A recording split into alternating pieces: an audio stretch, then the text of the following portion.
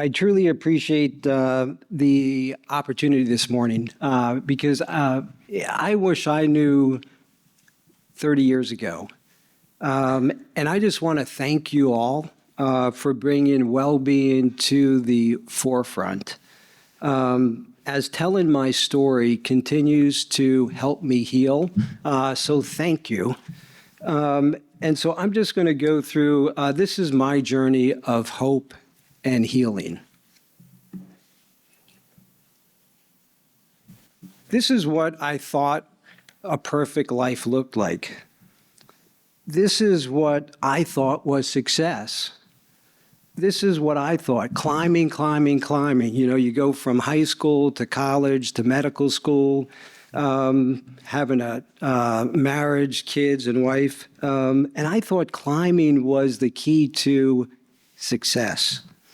Little did I know. I'm 59 years old, and I've battled with stuttering, depression, OCD, and suicide as long as I can remember. I chose to be a neurosurgeon because I sought to live a life to bring healing to those with neurological disease.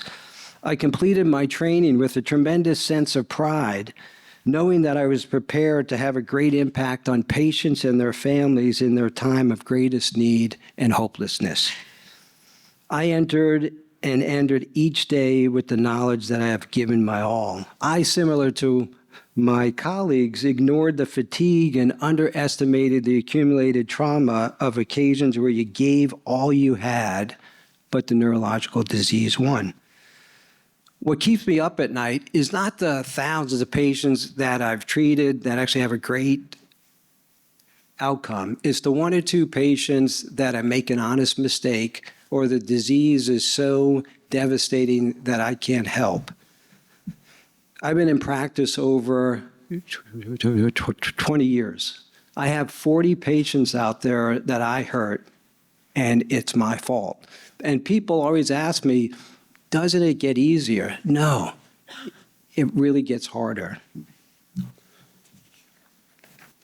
September 12th, 2009, 16 years ago, my resolve was gone and replaced by fear, hopelessness, and a sense of inadequacy. I lacked the skills to respond to emotions and could not turn for support to loved ones, lest I lose their support. The administrative, clinical, and personal stresses has struck down my physical and mental health. I tried to take my life. September 12th, 2009. I sat in my car with exhaust coming through the window.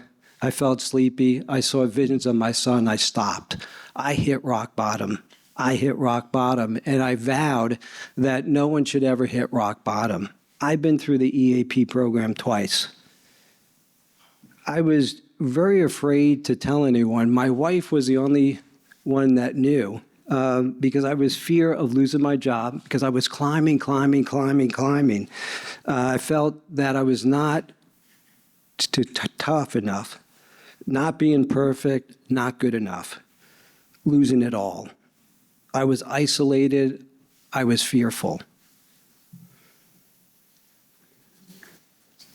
I often say you have to listen, you have to learn, and you have to heal. What I mean by that is listening. Everyone has their own story. My story is not unique, but it's really important how you learn from it, but then how you heal from it, because I often say learning and healing is very, very different. And I often say is performance equals skill minus interference. What I mean by that, if you're an elite provider, elite musician, elite scholar, elite athlete, you can have all the skill in the world, but if you can't block out your interference, whatever that is, if you're not mentally well, if you're not mentally prepared, if you're not physically well, if you're not happy and satisfied, if you're not doing purposeful work, if you're not in healthy relationships, if you're not showing compassion for yourself, it's difficult for you to perform at your best and for you to take care of others.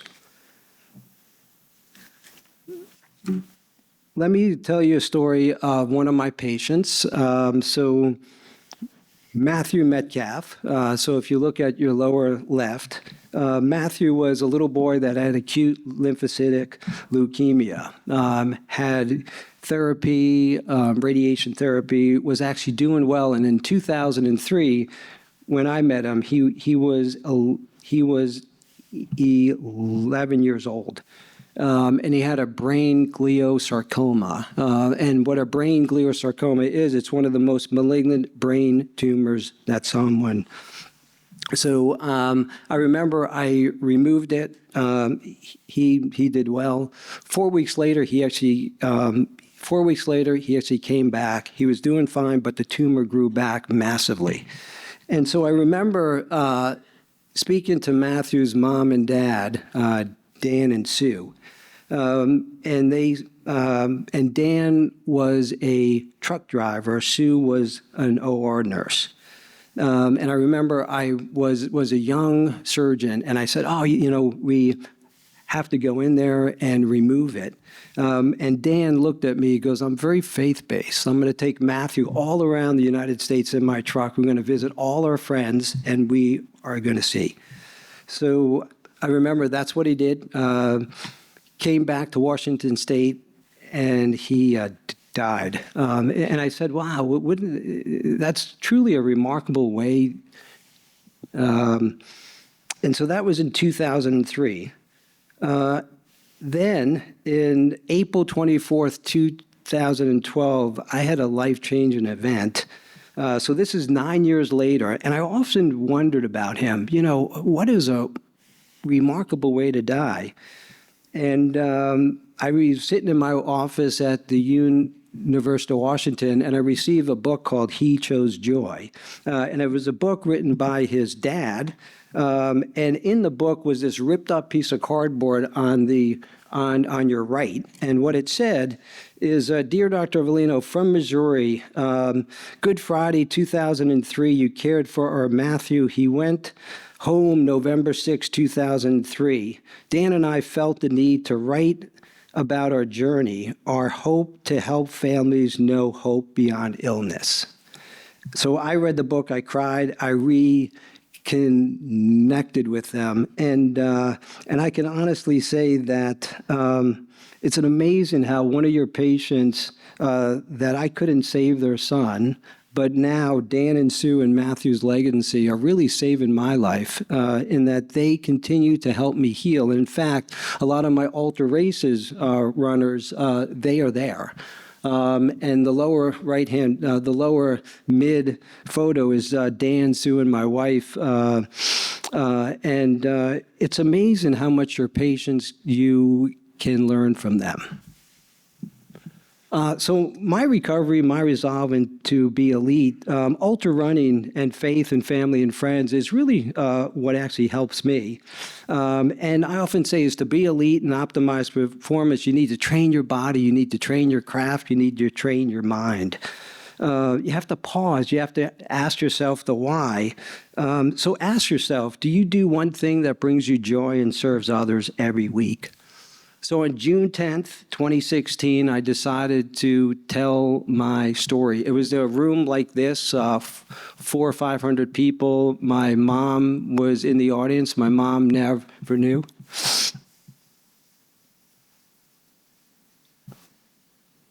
And I vowed that if I'm going to come forward, my wife never wanted me to, that I'm going to attach my name to it. Because no one should ever hit rock bottom. And you're all here, and I'm thankful because you help so many people. And I can honestly say that ever since I came forward with my story, I've given others the opportunity to pause. And I could say that I've helped many more people than I ever could as being a neurosurgeon. So my family plays a big, big role. So I hate dogs. So how many of you have actually dogs? Like everyone in the room, right? So I actually must say that when I turned 50, my wife and kids really wanted a dog, and so we actually got the dog in your lower right.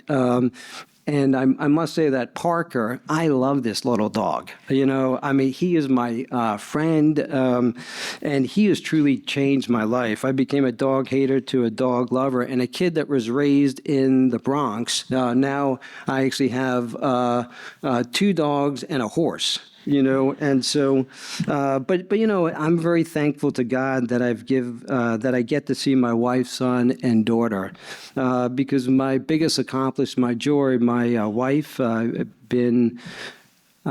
have been married for a long, long time, and my son and daughter bring me actually great joy, and there was a reason that I saw my son. So life is like a marathon. So my wife and I came up. So we often say that T, because takes time for yourself and lead a peaceful life. A, always eat healthy, exercise, and sleep. C, continually self-improve. T, treasure family and friends. And I choose the day I have. And so tomorrow morning, promise me that when you wake up, you say, I'm going to have a great day, because if you're angry, your whole day is shot. So you get to choose the type of day you have. Control disappointments. And then also, you have to smile and laugh. So we must all listen and learn with each other to achieve a healthier, peaceful, and purposeful life with optimum performance in mind, body, and spirit. We must remember we are never alone, and we must find hope even in the darkest moments, for the lessons learned can give us insights on how to bring light. Being a provider is hard. We need to take care of each other. If you see a colleague in need, reach out. Take off your provider hat and listen, because listening, you can truly save a life. So as the Canadian philosopher Maître de la Rue says, your mind shines brightest when you enlighten others, your heart when you encourage others, your soul when you elevate others, your life when you empower others. So thank you for helping me heal, and thank you for all that you do.